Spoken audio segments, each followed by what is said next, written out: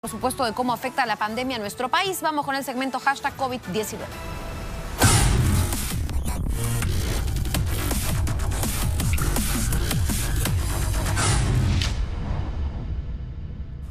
Bien, ya estamos como siempre a la 1:37 con Rolando Escaró, jefe de la sección internacionales de Latina. ¿Cómo estás, Rolando? ¿Qué tal? ¿Qué tal, Sigrid? Bueno, atentos a la información y el desarrollo para enfrentar la pandemia en nuestro país, en el mundo y principalmente en nuestro país. Bueno, te cuento que la venta de equipos médicos se ha disparado durante la pandemia y uno de los implementos más vendidos son los oxímetros. Sin embargo, pocas personas saben interpretar sus valores correctamente. Vamos a escuchar a un neumólogo que nos explica su uso. Este aparatito lo que hace es se coloca en el dedo y lo que mide justamente es esa saturación de oxígeno que vamos a ver a continuación, van a ver enseguida. No va a salir muy, sale del otro lado, pero en ese caso se ve como mi saturación es de 97 y mi frecuencia cardíaca es de 80, 60 parece que es, 61. Entonces, exactamente, esto lo que me da es exactamente que mi sangre está transportando en forma correcta el oxígeno. Cuando hay una patología pulmonar como el COVID-19 que afecta directamente el cambio de oxígeno que existe, que se produce en el pulmón, que se le denomina hematosis, esa saturación va cayendo paulatinamente a medida que va avanzando la enfermedad en su transcurrir. Puede tener un error de más o menos 2% para abajo y 2% para arriba. ¿Qué significa eso? Si yo tengo una saturación medida de 93, por ejemplo, en realidad puedo tener 91 o puedo tener 95. ¿Me entienden? ¿Va para arriba o va para abajo? Si yo tengo por saturómetro una saturación de 90, quiere decir que puedo tener 88 o puedo tener 92. Pero siempre yo tengo que tener en cuenta la mínima. Entonces, lo ideal que yo tenga saturado en mi sangre con este oxímetro es de 93. O sea, el punto de corte es 93. Si yo tengo 93, yo estoy con una oxigenación, saturación que está mayor al 90% y está dentro del rango normal de saturación. El doctor Morínigo recomienda hacerse la prueba con el oxímetro de 2 a 3 veces al día y principalmente cuando la persona percibe dificultad para respirar. El dispositivo puede utilizarse en casa. Ahora, Rolando, más allá de hacerlo bien, también es importante mencionar cómo los oxímetros podrían ayudar a la gente a que no necesariamente acuda a los centros de salud, sino en casa ir monitoreándose, ¿no? Sin duda es un importante consejo. Exacto, es importante, como tú mencionas, el monitoreo con el uso de los oxímetros, pero también hay que tener en cuenta que los valores tenemos que saber cómo interpretarlos, porque hay muchas personas que tal vez ven que en el oxímetro están marcando 95 y empiezan a preocuparse porque piensan que no se están oxigenando o que están en una situación de gravedad. Como lo explica el neumólogo, lo normal es tener un registro sobre el número 93, porque algunos pueden medir un poco menos o un poco más. Bueno, él menciona 2 cifras menos o 2 cifras más. Entonces 93 si le restas 2 puede ser 91 y estás dentro del rango normal.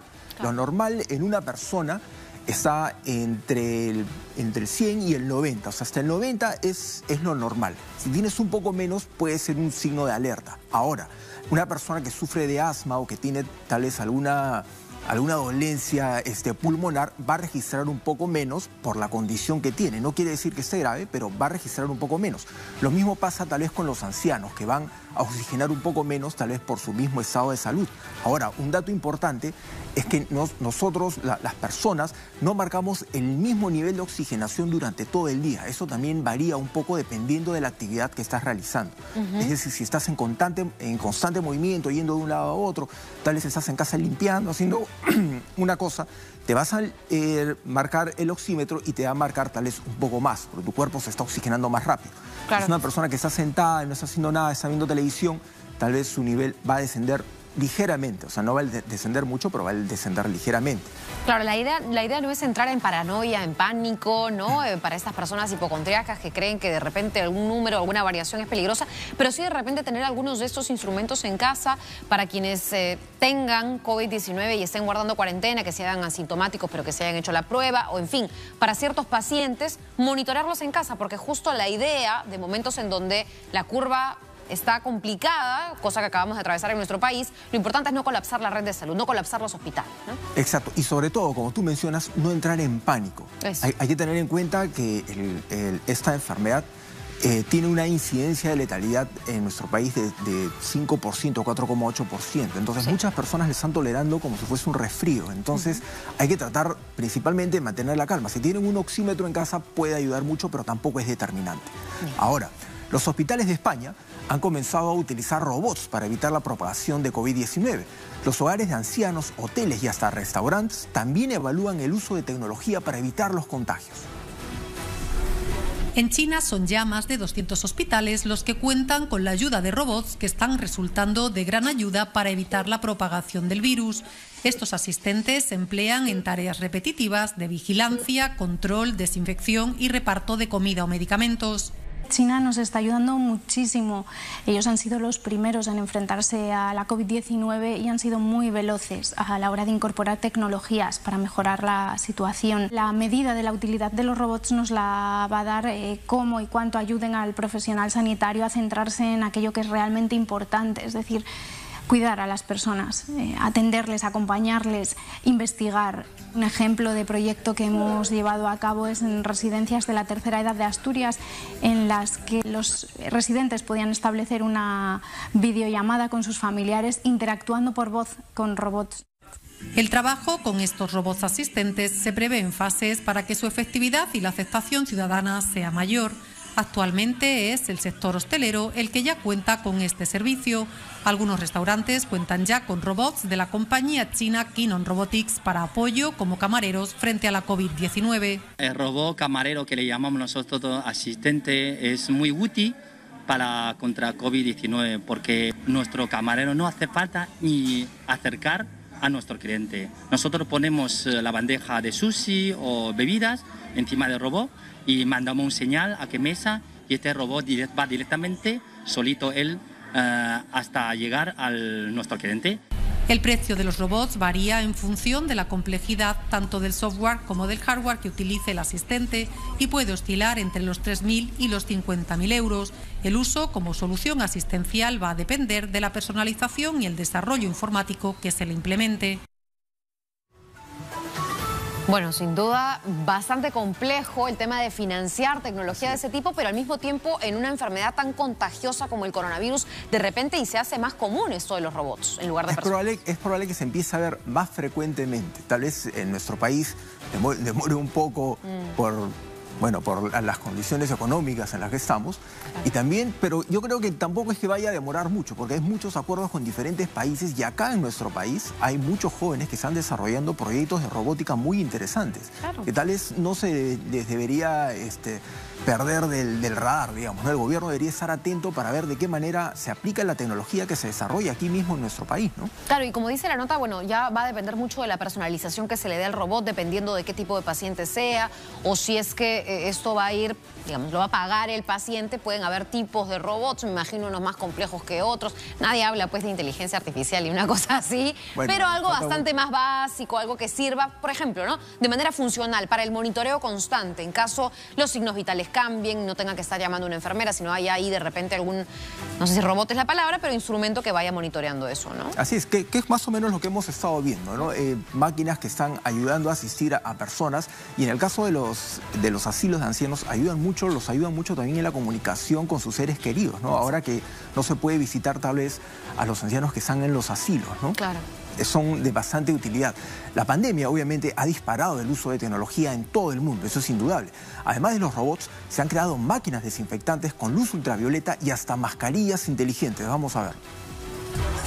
En medio de la preocupación por la pandemia, la tecnología se ha convertido en un gran aliado de la salud. En los 6 meses que el coronavirus viene golpeando a casi todos los países del mundo, han sido desarrolladas 165 vacunas, un número 6 veces mayor a las elaboradas contra el VIH desde 1980, un récord en la investigación de enfermedades infecciosas.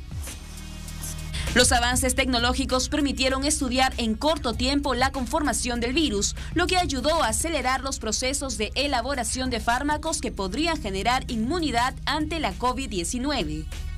Pero una vez obtenida la vacuna, la producción en masa de la medicina será otro de los grandes retos que enfrentará la tecnología, pues el fármaco deberá llegar a millones de personas en todos los países del mundo. Pero además de las vacunas, el uso de robots ha dado un gran salto en los hospitales y vienen siendo usados en varios países para reducir los contagios en el personal médico. Incluso ya se están usando equipos inteligentes de luz ultravioleta para desinfectar el metro de Nueva York más rápido y casi sin exponer a los operadores. El mismo sistema podría ser colocado en autobuses y estaciones, que suelen ser focos principales de contagios. Método similar fue usado para desarrollar esta máquina, encargada de desinfectar los ambientes de varios hospitales europeos, pues la luz ultravioleta elimina todos los microorganismos y reduce el riesgo de contagio entre pacientes. En varias calles ya se usan robots que brindan toda la información necesaria sobre el coronavirus, o incluso como estos en México que ayudan a tomar las pruebas COVID. La tecnología también ha influenciado en el desarrollo de nuevas mascarillas inteligentes, la mayoría de ellas con filtros especiales que son capaces de filtrar hasta 4 veces el aire que lo atraviesa, para así evitar que el virus SARS-CoV-2 ingrese al organismo.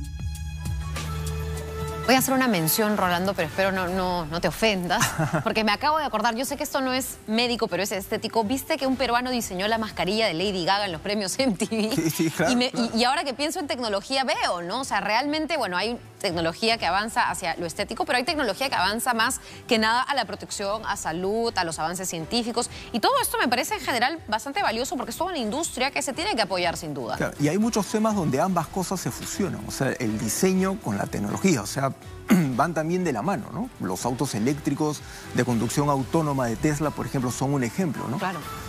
La mascarilla que tú mencionabas, Lady Gaga, tenía muchos elementos tecnológicos que eran muy visuales, ¿no? Muy útiles para el show. La voz, por ejemplo, reflejaba una serie de ondas en una pantalla que tenía la mascarilla. Y yo, por ejemplo, también pensaba, ¿no? Y creo que lo habíamos visto en alguna nota pasada, Rolando, para las personas que de repente tienen alguna discapacidad, ya sea auditiva o ya sea visual o lo que fuere, hay mascarillas que pueden ayudar también a que la comunicación sea más llevadera con estas personas. Y todo eso es un aporte de la tecnología. Así, son muchos aspectos de la tecnología que no podemos perder de vista y que lógicamente nos están ayudando mucho en esta época de pandemia, en estos momentos difíciles. Los celulares, por ejemplo, se han convertido en una herramienta muy útil para que muchos niños puedan seguir las clases virtuales, que tal vez no pueden tener una laptop o una computadora en casa y están utilizando el celular de papá o de la mamá o de un hermano, ¿no? Lo que nosotros podríamos necesitar, por ejemplo, un desinfector, ¿cómo se diría? A ver, un aparato que desinfecte los buses, ¿no es cierto?, de transporte público. Increíble, que sea automático. ¿Para qué? Para evitar que sean personas las que estén desinfectando eso y que tengan exposición a las secreciones, digamos, a todo lo que pueda contener el virus, que vayan, ¿no es cierto?, que pase, que desinfecte los buses y listo. Así es. Me imagino yo. Algo así que vaya avanzando en pro también de la gente, porque para eso está la tecnología, para el bienestar de las personas. Así es, tiene infinidad de aplicaciones. Pero bueno, en diferentes países se siguen detectando reinfecciones por COVID-19, generando preocupación en los científicos. En el siguiente informe, Paola Arauz nos explica todo lo que se sabe sobre ese tema de las reinfecciones. El COVID-19 tiene muchas incógnitas para quienes estudian su comportamiento. Una de ellas era si una persona se puede contagiar 2 veces. Hace pocos días conocimos la respuesta. Las cifras son muy pequeñas. Por lo tanto, este es un caso documentado de entre más de 23 millones y probablemente veremos otros casos documentados, pero parece que no es un evento regular. Científicos de Hong Kong señalan haber comprobado y documentado el primer caso. Bélgica y Holanda también han reportado reinfecciones, mientras que en Brasil hay 7 posibles casos en estudio. Los estudios iniciales que hemos tenido de la China, sobre todo, es que algún porcentaje de personas, ¿vale?, entre el 13 al 14%, pueden volver a infectarse con el virus COVID. Lo que no estaba claro era si la cepa era la misma o podía ser diferente. Ahora con estas investigaciones sabemos que las cepas son diferentes. Se sabe que los pacientes recuperados desarrollan una inmunidad. Ahora la gran interrogante es cuánto tiempo dura en promedio y qué tan fuerte es esa respuesta inmunológica. Al respecto, consultamos a los especialistas. Si bien hay un promedio de 3 meses, hay una variabilidad. Entonces, en algunas personas, debido a sus factores personales, biológicos, puede ser que la inmunidad incluso dure menos tiempo, dure 1 mes. Conociendo estos datos, surgen las siguientes preguntas. ¿Cómo se da una reinfección en una persona? Primero es el tema de la posibilidad que hay de una recaída o una reactivación de un virus en una persona que está enferma.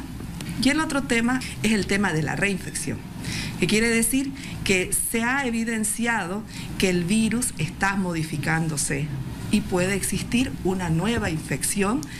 La OMS pide prudencia y advierte que es pronto para sacar conclusiones, pero subrayó la importancia de documentar estos casos para poder entender mejor esta enfermedad. Todos los recuperados de COVID tienen que mantener las normas de bioseguridad. Si hacen eso, el riesgo de infección es bajo. Si no hacen eso, se van a infectar. ¿Qué riesgos puede tener una reinfección? El riesgo de tener complicaciones aparece sobre todo en personas que tienen más de 60 años y en aquellos que tienen enfermedades crónicas. Poco a poco se va estudiando y conociendo nuevas características del COVID-19, un virus que todavía desconcierta y tiene en vilo al planeta desde hace 9 meses. Los ciudadanos están tratando ahora de volver a sus actividades cotidianas, mientras que los científicos estudian esta enfermedad y recomiendan no relajar las medidas de bioseguridad y mantener el distanciamiento social. Bueno, qué importante conocer esa situación porque es algo, como yo siempre digo, donde el virus ha entrado antes de llegar a nuestro país, cosas que pasan allá podrían pasar en el nuestro. En el informe se mencionan dos cosas importantes. En primer lugar, eso es algo que está ocurriendo, lo de las reinfecciones, pero sobre todo, eso no debe generar alerta ni pánico. Está pasando, pero como mencionan los especialistas, no quiere decir que sea más letal, o sea, no lo es. Hay personas que se vuelven a contagiar como personas que se resfrían y después de 10 días le vuelve a dar un resfrío, o sea, está dentro de lo que se espera que pueda ocurrir. Eso no quiere decir que va a ser más grave, ni que se va a retomar, digamos, una medida de cuarentena demasiado extrema, o sea, eso no va a pasar. Así que hay que descartar el tema de alarma, ¿no? Que mucha gente se empieza a alarmar. Exacto. Así es. Muchísimas gracias, Rolando, como siempre, por este segmento #COVID-19. Hemos estado con Rolando Escaró, jefe de la sección Internacionales de Latina. Gracias.